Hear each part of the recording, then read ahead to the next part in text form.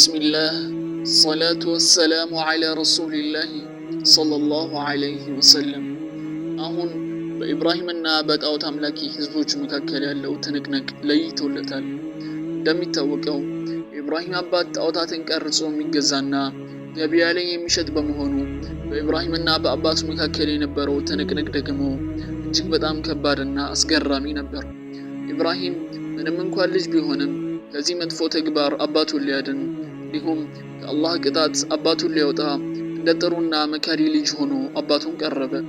ነብዩላህ ኢብራሂም አዋቂ ልጅ ስለነበር አባቱን ሞኝነት እንዲሰማው አላረገም ነበር። አባቱ የአባትነት ፍቅር እንዲሰማው እዛ ባለው ሁኔታ አባቱን ለምን እነዚህን የማይጠቅሙ ወይም የማይጎዱ የማይሰሙና የማያዳምጡ ጥቅም የለሽ ህይወት አልባ ጣዖታትን እንደሚገዙ ጠየቋቸው። እንዲህም ሲሉ ጨመሩ፣ አባቴ ሆይ እኔ ከእውቀት ያልመጣልህን ነገር በእርግጥ መጥቶልኛልና ተከተለኝ፣ ቀጥተኛውን መንገድ መራሃለሁና። አባቴ ሆይ ሰይጣንን አትገዛ፣ ሰይጣን ለአዛኙ ጌታ አመፀኛ ነውና። አባቴ ሆይ እኔ ከአዛኙ ጌታ ቅጣት ሊያገኝህ ሰይጣንም ጓደኛ ልትሆን እፈራለሁና አሉ። አባቱም እንዲህ አለ፣ ኢብራሂም ሆይ አንተ አምላኮችን ትተህ የምትዞር ነህን? ባትከለከል በእርግጥ እወግርሃለሁ፣ ረዥም ጊዜንም ተወኝ አለ። ኢብራሂምም እንዲህ አሉ፣ ደህና ሁን፣ ወደፊት ከጌታዬ ምህረትን እለምንልሃለሁ፣ እርሱ ለእኔ በጣም ሩህሩህ ነውና። እናንተንም ከአላህ ሌላ የምትገዙትንም እርቃለሁ፣ ጌታዬንም እገዛለሁ። ጌታዬን በመገዛት የማፍር አለመሆኔን እከጅላለሁ። የኢብራሂም አባት መጥፎ አስተያየት ኢብራሂምን አለይሂ ሰላም የእውነቱን መልእክት ከማድረስ አላገዳቸውም ነበር። ህዝባቸው እነዚህን ጥቅም አልባ ጣዖታት ሲገዙ ማየታቸው እጅግ በጣም ያናደዳቸውና ያሳዘናቸው ነበርና ምንም እንኳን መጥፎ ነገር ሊደርስባቸው ቢችልም ይህንን ጥቅም አልባ አምልኮ ለመርገጥ በመወሰን በድፍረት በክርክር ወደ ህዝባቸው አቀኑ። ልክ የበሽታ መንስኤ አጥንቶ ትክክለኛውን መድኃኒት ለማዘጋጀት እንደሚታትር ትጉህ ዶክተር ወይም ትክክለኛውን ወንጀለኛ ለማጋለጥ እንደሚፍጨረጨር ጠቢብ ዳኛ ነብዩላህ ኢብራሂም ህዝባቸውን እንዲህ ሲሉ ጠየቁ፣ እንደው እነዚህ ጣዖታት እናንተ ስትሰግዱላችሁ ይመለከቱ ይሆን? ወይም እንደው በአንዳች መንገድ ይጠቅሟችሁ ይሆን? ነው ዝም ብላችሁ ነው የምትለፉት አሏቸው። እነርሱም ወዲያውኑ እምነታቸውን ሊከላከሉ በማሰብ ምንም እንኳን ጣዖታቱ ህይወት አልባ እንደሆኑ ቢያቆሙ እንዲህ አሉ፣ የእኛ አባቶች እነርሱን ሲገዙ ተመልክተናል፣ ይህ ለእኛ በቂ ማስረጃችን ነው አሉ።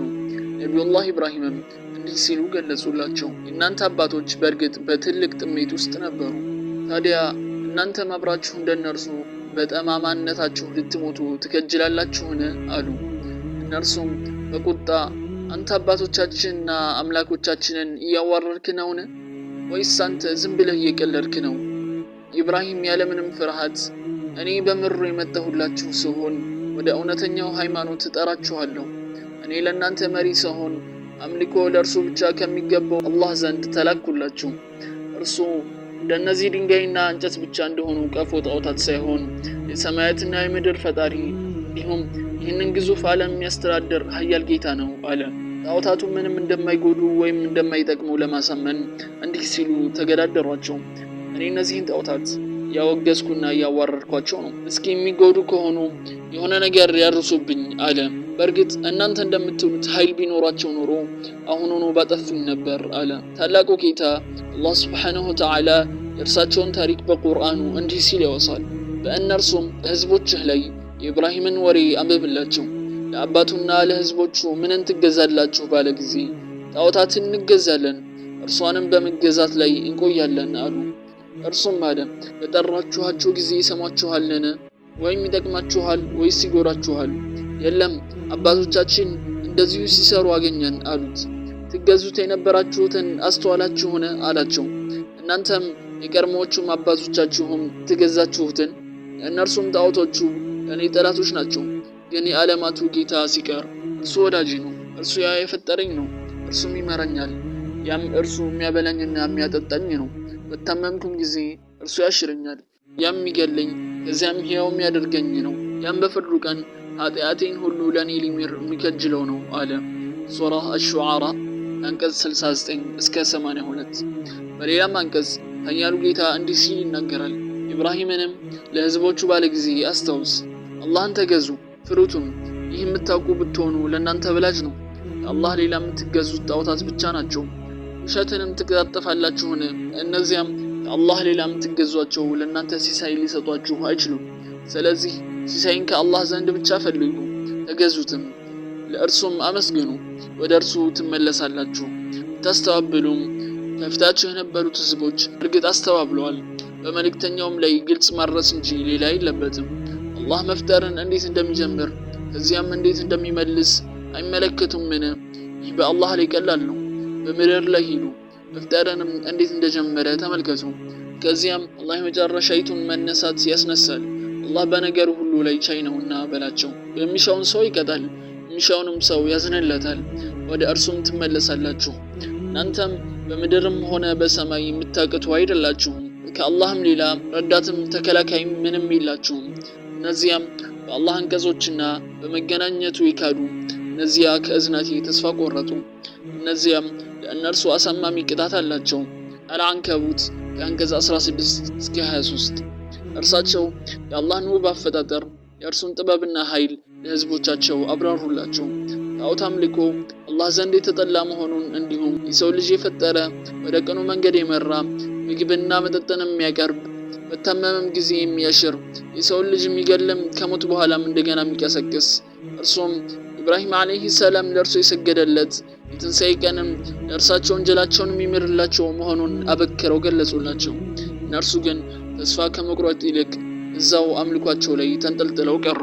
ይህ ጊዜ ነቢዩላህ ኢብራሂም የአባታቸውን ቤት ትተው ወጡ። እንዲሁም ህዝባቸውንና የሚገዙትንም ጣዖታት ራቁ። የሆነ ነገር እነርሱ ሲያውቁ በጣዖታት ላይ ለመስራት ወሰኑ። በሰዓቱ በአካባቢው በሚገኝ የወንዝ ዳርቻ ጣዖት አምላኪያን ሰዎች የሚያከብሩት ትልቅ በዓል እንዳለ ያውቁ ነበር። ነቢዩላህ ኢብራሂም የከተማይቱ ሰዎች ወጥተው ከተማይቱ ባዶ እስከምትሆን እየጠበቁ ሳሉ እርሳቸውም ወደ በዓሉ ማክበሪያ ቦታ እንዲመጡ ሲጠይቋቸው አሞኛልና አልሄድም በማለት መለሱላቸው። አሁን ሰዎቹ ከተማይቱን ለቀው ሂደዋል። ነቢዩላህ ኢብራሂምም ካሉበት ቦታ በጥንቃቄ በመውጣት ቤተ መቅደሱ ወደሚገኝበት ቦታ መራመዳቸውን ጀመሩ። በዚህ ጊዜ ቤተ መቅደሱን የሚጠብቁት ሰዎችና ቀሳውስቱ በዓሉን ለማድመቅ ወደ ዳርቻው ስለተጓዙ ቤተ መቅደሱ ሰው አልባ ሆኗል። በዚህም ጊዜ ኢብራሂም አለይሂ ሰላም የያዙትን የሰላ መጥረቢያ ትከሻቸው ላይ አድርገው ከድንጋይና እንጨት የተሰሩትን ጣዖታትና ከፊት ለፊቶቻቸው እንደ መስዋዕት የተዘረጉትን ምግቦች መመልከት ጀመሩ። ወደ አንዱ ጣዖት በመጠጋትም እንዲህ ሲሉ አናገሩት። ፊት ለፊትህ ያለው ምግብ እየቀዘቀዘ ነው እኮ ለምንድን ነው የማትበለው? ጣዖቱን ግትር ባለበት ምንም መልስ አልሰጠም ነበር። ከዚህ በመቀጠል ነቢዩላህ ኢብራሂም ለሁሉም ጣዖታት አትበሉም እንዴ? ምን ሆናችኋል? እያሉ መጠየቃቸውን ቀጠሉበት። እርሳቸው በጣዖታቱ ላይ እያሾፉ እንጂ እንደማይበሉ፣ እንደማይጠጡ፣ እንደማይናገሩ ዝም ብለው ግዑዝ አካል ብቻ እንደሆኑ ቀድሞውኑ ያውቁ ነበር።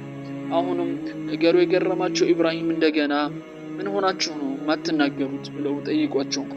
ነገር ግን አሁንም ጣዖታቱ ዝምታቸውን የሚሰብር ምንንም ነገር አላደረጉም ነበርና መጥረቢያቸውን አንስተው እነዚህን የውሸት አምላኮች አንዱ ብቻ ሲቀር አንድ ባንድ አንኮታኮቷቸው። የተረፈው ጣዖት ከሁሉም ከፍ ያለና በህዝቦችም ዘንድ የተለየ ክብር ያለው ነበር። ነቢዩላህ ኢብራሂም መጥረቢያቸውን ጣዖቱ ትከሻ ላይ ይሰኩበት። ከዚህ በኋላ የነቢዩላህ ኢብራሂም ቁጣ ትንሽ በረደ፣ ውስጣቸውም ሰላም ተሰማው። ከዚህ በኋላ ቤተ መቅደሱን ለቀው ወጡ። አሁን እርሳቸው ለህዝባቸው ተግባራዊ ማስረጃን በማምጣት የእነርሱን ሞኝነት ለማሳየት የገቡትን ቃል ኪዳን ሞሉ። ወገኖቹም ወደ ከተማይቱ በተመለሱ ጊዜ አምላኮቻቸው ወደ ቁርጭራጭ እንጨቶችና ድንጋዮች ተቀይረው በተመለከቱ ጊዜ እጅጉኑ ደነገጡ። ማን ይህን ነገር ሊያደርግ እንደሚችል በማሰብ ላይ ሳሉ የነቢዩላህ ኢብራሂም ስም ወደ ጭንቅላታቸው መጣ። አላህ ሱብሓነሁ ወተዓላ በቁርአኑ ስለ ታሪኩ እንዲህ ሲል ይናገራል። ዞር ሲሉ ስብርብሮች አደረጋቸው። ለእነርሱ የሆነ አንድ ታላቅ ጣዖት ብቻ ሲቀር ወደ እርሱ ይመለሱ ዘንድ እርሱን ተወ። በአማልክቶቻችን ይህንን የሰራ ማን ነው? እርሱ በእርግጥ ከበደለኞቹ ነው አሉ።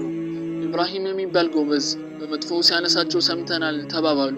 ይመሰክሩበት ዘንድ በሰዎች አይን ወይም ፊት ላይ አምጡት አሉ። ኢብራሂም ሆይ በአማልክቶቻችን ይህንን የሰራህ አንተ ነህን? አሉት። አይደለም፣ ይህ ታላቃቸው ሰራው፣ ይናገሩም እንደሆነ ጠይቋቸው አለ። ወደ ነፍሶቻቸውም ተመለሱ። እናንተ በመጠየቃችሁ በድዮቹ እናንተ ሆናችሁም ተባባሉ። ከዚያም በራሶቻቸው ላይ ተገለበጡ። እነዚህ የሚናገሩ አለመሆናቸውን በእርግጥ አውቀሃል አሉ። ታዲያ ለእናንተ ምንም የማይጠቅማችሁንና የማይጎዳችሁን ነገር ከአላህ ሌላ ትገዛላችሁን አላቸው። ለእናንተም ከአላህ ሌላ ለምትገዙትም ነገር አታውቁምን አለ። አልአንቢያ ከአንቀጽ 58 እስከ 67። እነርሱ የገመቱት ኢብራሂም ድርጊቱን ክዶ እንደሚደብቃቸው ሲሆን የኢብራሂም አለይሂ ሰላም ሐሳብ ግን የሰዎቹን ቂላቂልነት በራሳቸው ፊት ለማጋለጥ ስለነበረ ድርጊቱን ከመደበቅ ይልቅ ባልተለመደ መልኩ ሰዎቹ ራሳቸውን እስኪጠራጠሩ ድረስ አጃጃሏቸው። መጀመሪያ ለፍርድ ያቀረቧቸው ጊዜ የጠየቁት ለነገሩ ተጠያቂ እርሱ እንደነበረ ለመጠየቅ ሲሆን እርሳቸው ግን በፈገግታ እነርሱ ወደ ቤተ መቅደሱ በገቡ ጊዜ ቤተ መቅደሱ ውስጥ የነበረው ትልቁ ጣዖት ነው። በዚያ ላይ መጥረቢያውን ትከሻው ላይ አድርጓል። ስለዚህ ተጠያቂው እርሱ ብቻ መሆን እንዳለበት መለሱላቸው። እነርሱም ጣዖታቱ እንደማይናገሩና እንደማይንቀሳቀሱ መናገራቸው ለኢብራሂም አለይሂ ሰላም የሰዎቹን ቂላቂልነትና የጣዖታቱን እርባና ቢስነት ለማስረዳት እድልን ሰጥቷቸዋል። እነርሱም በሚገዙት ነገር ላይ እርባና ቢስነት ቢሰማቸውም ገገማነታቸው ግን ቂልነታቸውን እንዳይቀበሉ አስገድዷቸው ነበርና ማድረግ የሚችሉት ባላቸው ስልጣን እንደ አምባገነኖች ኢብራሂምን አለይሂ ሰላም መቅጣት ብቻ ነበር። ነቢዩላህ ኢብራሂምን በሰንሰለት አስረው ለቅጣታቸው እቅድም ማውጣት ጀመሩ። ቁጣ በልቦቻቸው ውስጥ ይቀጣጠል ነበር። ኢብራሂምን አለይሂ ሰላም እነርሱ ማቀጣጠል ከሚችሉበት ትልቅ እሳት ውስጥ አስፈንጥሮ ለመጣል ወሰኑ። ሁሉም ዜጎች አምላኮቻቸውን እንደማገልገል እንደሚሆንላቸው ስለሰበጓቸው እንጨትን ለመሰብሰብ ወደ ጫካ ሄደው ነበር። ታመሙ የሆኑ ሴቶች እንኳን ጤነኛ ሆነው ቢሆን በጣም ብዙ እንጨት ኢብራሂምን አለይሂ ሰላም ለማቃጠል እንደሚለግሱ መሐላ ገቡ። ለብዙ ቀናት እጅግ በጣም ብዙ የሆነ እንጨት ሰበሰቡ። እነርሱ በእርግጥ የኢብራሂምን አለይሂ ሰላም መለኮታዊ ማንነት አልተረዱም ነበርና የአዛኙ ጌታ የቅርብ ወዳጅ የሆኑትን ነቢይ በእሳት ለመማገድ ከትልቅ እስከ ትንሽ ከወጣት እስከ ሽማግሌ ሴት ወንድ ሳይሉ መረባረባቸውን ጀመሩ።